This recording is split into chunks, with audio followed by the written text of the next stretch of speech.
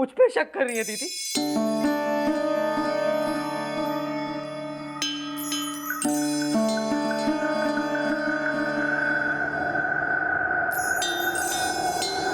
वो पैसे मेरे नहीं थे दीदी, मेरे दोस्त के पैसे थे।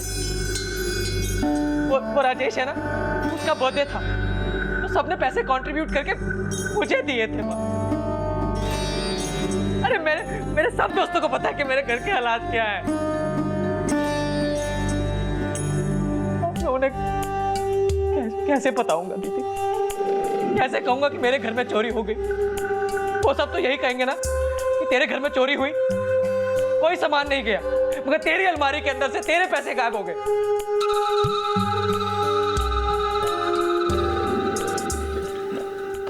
बड़ी करेंगे राम जी।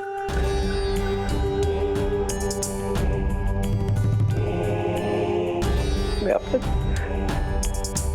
दोस्तों को कैसे मुंह दिखाऊंगा दीदी?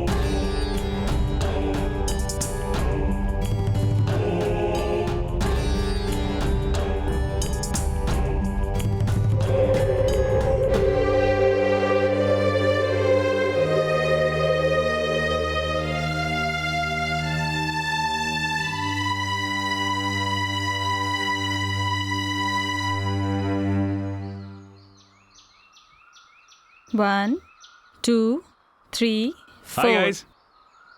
Hi. Hello. मेरी वाली आदत लग रही है आपको? हाँ, इतना लेट क्यों आ रहे? अरे बाबा कुछ काम था इसलिए। ज्योति कहाँ है, दिखाई नहीं दे रही? और सुषमा? आ तो गए हैं, लेकिन पता नहीं ध्यान कहाँ है ज्योति का। कुछ परेशान तो लग रही थी, मैंने पूछा तो मुझे तो बताया नहीं, तो आप ही जाके पूछ लीजिए। पता नहीं मैं क्या करूं। दीपू को ऐसा नहीं करना चाहिए था।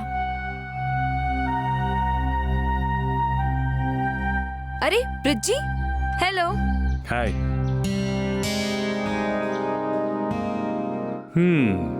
माहौल बड़ा टेंशन भरा सा लग रहा है। कुछ हुआ है क्या? हाँ, वो सुबह सुबह कुछ तो हुआ है जो बात जुबान पर आते आते रुक गई। ये ज्योति जो है ना, कमाल की है। एक ही पल में अपना बना लेती हैं और एक ही पल में गैर। चलो भाई, तुम लोग डिसाइड कर लो। अगर मुझे गैर समझते हो तो मैं कुछ नहीं पूछूंगा, लेकिन अगर अपना समझते हो तो बिना पूछे बता दो। वो दीपू ने ना सुबह सुबह सुधा को उल्टा सीधा कह दिया।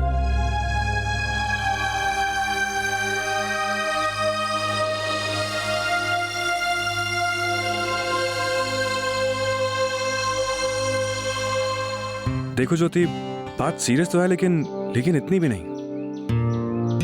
इसमें उसकी गलती भी नहीं है। उसे समझने की कोशिश करो। इस उम्र में गुस्सा भी ज्यादा आता है और खुशी भी ज्यादा होती है। ऐसे में हमें थोड़ा संयम से, थोड़ा आराम से काम लेना चाहिए। अगर उसे किसी चीज की जरूरत है तो बस थोड़े अटेंशन की, थोड़े प्यार की, फिर देखना वो कैसे घर के हालात और रिश्तों को समझना शुरू कर देगा। ज्योति, ये स्टेप बताना जरा। हाँ, अभी आई। मैं अभी आती हूँ।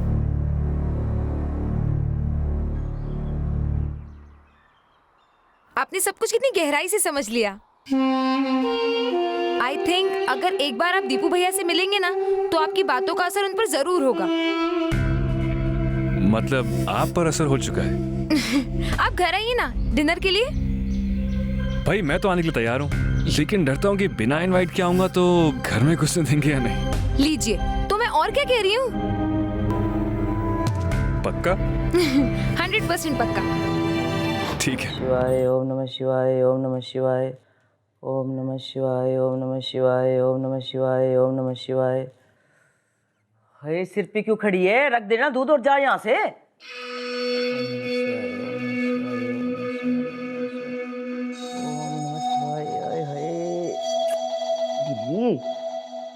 जा। ओम नमः शिवाय ओम नमः शिवाय ओम नमः। रुक, एक बात बता, हमारे सिर्फ थारे को ही पता था ना कि दीपू ने पैसे दराज में रखे हैं? मैंने चोरी नहीं की, मैं चोर नहीं। मैं अपने ही घर में क्यों चोरी करूंगी? मैं चोर नहीं हूँ दादी, मैंने चोरी नहीं की दादी, मैं चोर नहीं हूँ दादी, मैंने चोरी नहीं की, मैंने चोरी नहीं की। अरे थाने चोरी नहीं की तो क्या वो दराज खा गए क्या पैसे? बेशर्म कहीं की, थारी खातिर थारे भाई को अपने दोस्तों के सामने कितना शर्मिंदा होना पड़ा है। देख अभी भी मारे को बता दे। लेकिन दादी सच्ची सच्ची मैंने चोरी नहीं की। हे राम, जिसको रट लेके बैठ जाती है कि मैंने चोरी नहीं की, माने चोरी नहीं की। देख ये जो माला है ना, भगवान की जाप किया हाथ में लेके बोल रही हूँ, एक दिन सच सामने आएगा, जरूर आएगा। चल जा यहाँ से, अरे जा यहाँ से। हे भगवान जी माफ करना मारे को। अटेंशन अटेंशन अटेंशन एवरीवन, आज आप सबके लिए एक सरप्राइज है। आज हमारे घर एक खास मेहमान आ रहे हैं और उस मेहमान का नाम है मिस्टर ब्रिज।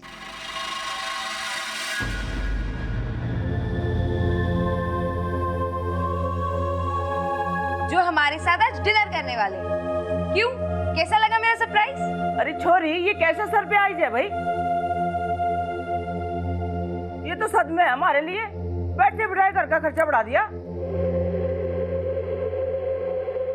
किससे पूछ के बुलाया तूने उसे? घर की मालकिन हो गई है तू? मम्मी, कल रात को ही तो तय हुआ था। क्या तय हुआ था और किसने तय किया था? सिर्फ बात हुई थी और तूने खुद फैसला कर लिया।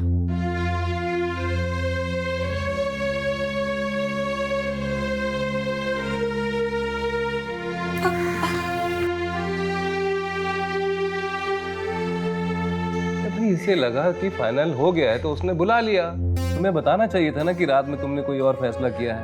अब जब मालूम ही नहीं था तो इसमें इसकी क्या गलती है? क्यों रुला रही हो बच्ची को?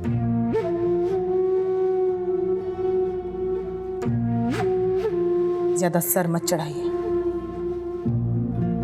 लड़की है, उसे लड़की ही रहने दीजिए।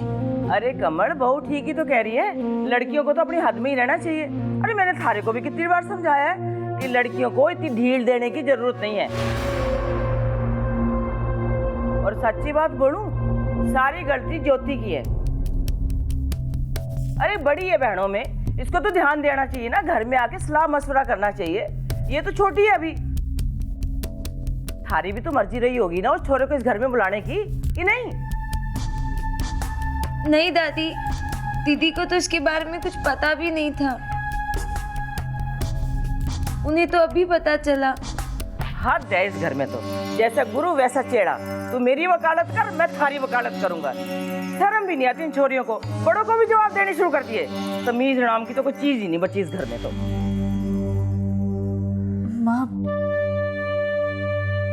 माना कि सुशी से गलती हो गई, पर अब बोल दिया है तो खातिरदारी तो करनी ही पड़ेगी ना। उसने बहुत मदद की है हमारी।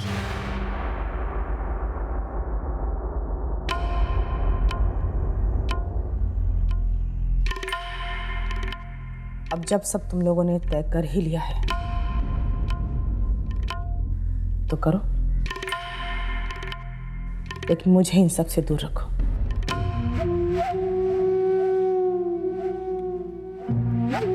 तुम्हें जो ठीक लगा था तुमने किया,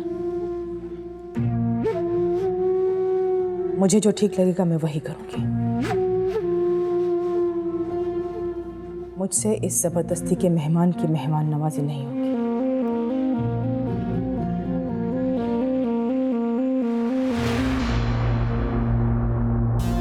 ठीक है, सारी तैयारियां लड़कियां कर लेंगी, लेकिन तुम साथ में तो बैठ सकती हो ना? क्यों, कोई रिश्ता हो रहा है?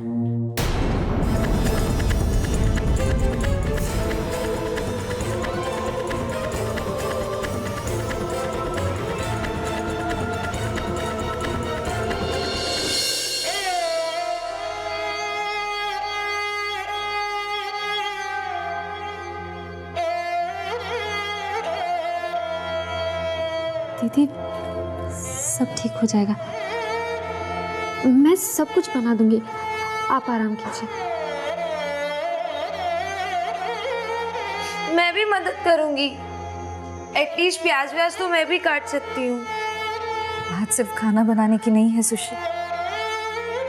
घर आया मेहमान भगवान की तरह होता है, उसका स्वागत पूरे मन से किया जाता है। पूरा परिवार साथ होना चाहिए। और मम्मी तो खुश नहीं है, फिर उसके साथ हम कैसे खुश हो सकते हैं? मैं ब्रिज को मना कर दी थी। नहीं बेटा, ये ठीक नहीं होगा। देखो, भले ही न्योता सुशी ने दिया है, पर ये न्योता है तो इस घर का, इसलिए मना करना अच्छा नहीं होगा बेटा। नहीं पापा, मेरे लिए सबसे पहले मेरी घर की खुशियां हैं। मम्मी के नाराजगी के साथ मैं मुझ पर भरोसा रखो बेटा। सब लोग मन से इसमें शामिल होंगे। तैयारी करो तुम लोग, मैं बात करता हूं तुम्हारी मां से।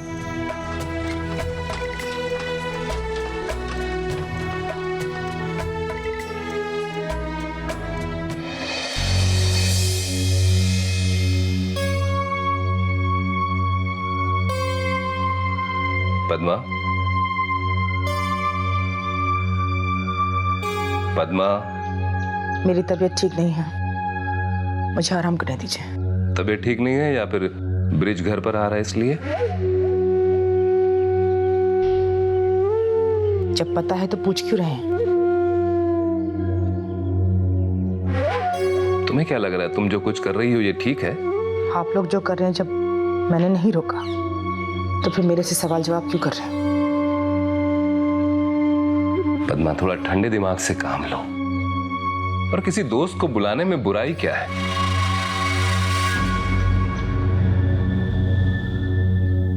दोस्ती सोच समझ कर करनी चाहिए। आपको अच्छी तरह पता है कि मुझे गाना बजाना पसंद नहीं। वो तो मन को बहला लिया, मान लिया कि तकदीर है शायद, या फिर घर चलाने की मजबूरी। लेकिन इसका मतलब ये नहीं है कि मैं इन मिरासियों को पसंद करने लग जाऊं। बाबूजी भांड कहते थे इन्हें। आपको इनकी आवभगत करनी है तो शौक से कीजिए, मगर मुझे इससे दूर रखिए।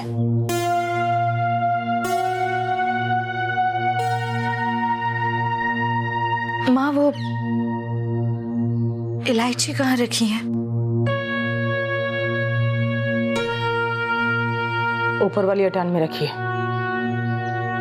आपकी तबीयत ठीक नहीं है, फिर भी कह रही हूँ। माँ, हो सके तो एक बार ब्रिज के सामने आ जाइएगा। आप तो जानती है ना, ब्रिज। तुमने सुना नहीं तुम्हारे पापा से मैंने क्या कहा है? मेरा जवाब अब भी वही है।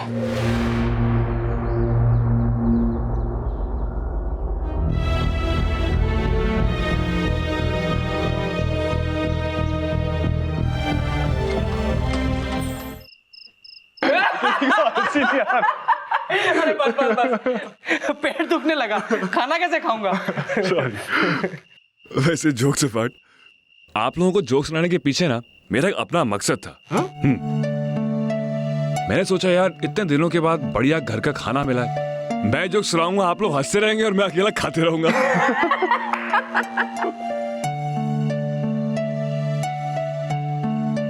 तुम कलाकारों का तारीफ करने का भी एक अंदाज होता है।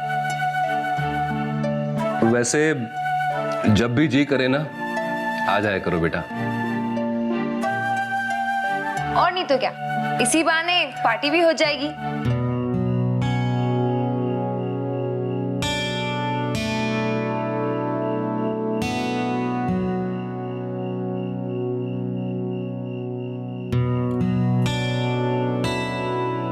वैसे कुछ कमी सी लग रही है यहाँ पे। क्या चाहिए? आपकी मम्मी आई मीन आंटी कहाँ है?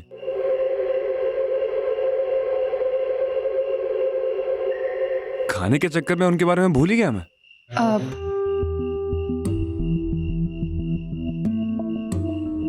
वो उनकी तबीयत जरा ठीक नहीं है इसलिए। अरे तुमने बताया क्यों नहीं मुझे? मैं जाके पहले उनसे मिलता। इनफैक्ट खाना खाने से पहले तो मुझे उनसे मिलना चाहिए था। कोई बात नहीं, मैं अभी मिल के आता हूँ। बोल, शायद सो रही है। शायद क्या, सो ही रही है। नहीं, घबराने की कोई बात नहीं है। मामूली सा सर दर्द था, मैंने कहा सो जाओ, कुछ देर आराम कर लो। बल्कि वो तो जिद कर रही थी यहाँ आने की।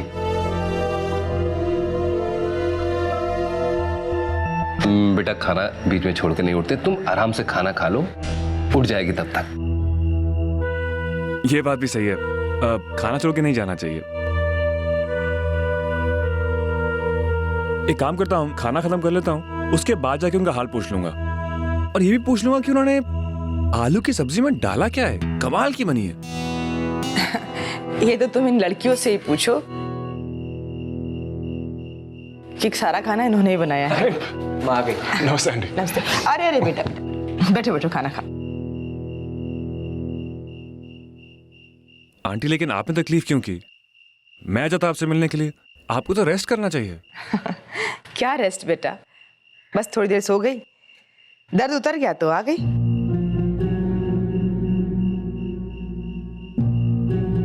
और फिर तुम पहली बार आए हो ना, अगर हम दोनों नहीं मिलते तो हम दोनों को ही बुरा लगता है ना।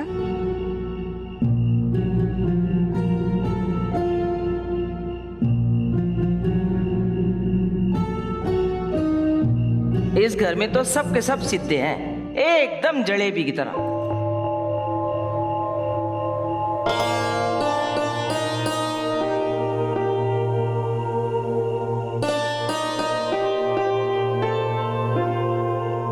अरे बेटा, क्यों जान देने पे तुले हो? ये जहर क्यों खा रहे हो?